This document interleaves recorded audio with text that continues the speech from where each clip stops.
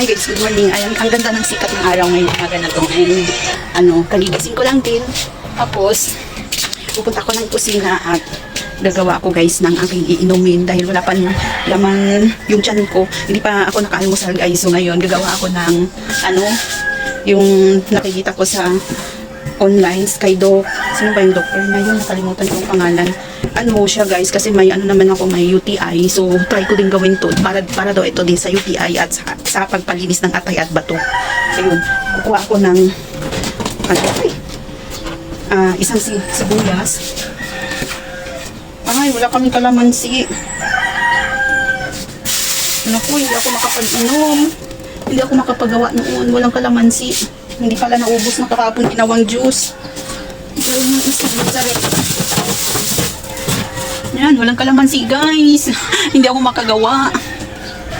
Iba naman, inubos pala ng asawa ko. Gumawa kasi siya ng juice kahapon. Kalamansi juice. Ayun siya guys, 10 kalamansi, isang sibuyas, at 4 na cloves ng ito.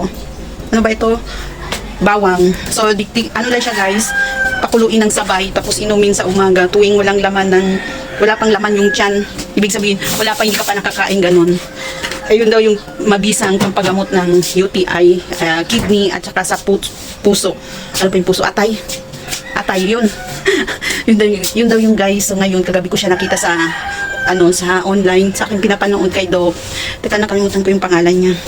Wag ko na lang sabihin ng pangalan para hindi yun nga guys, yun daw yung mabisang pampagaling, kumbaga pampalinis ng mga kidney at saka UTI, yun paulit-ulit.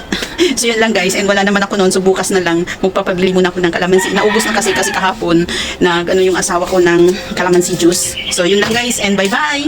Good morning again.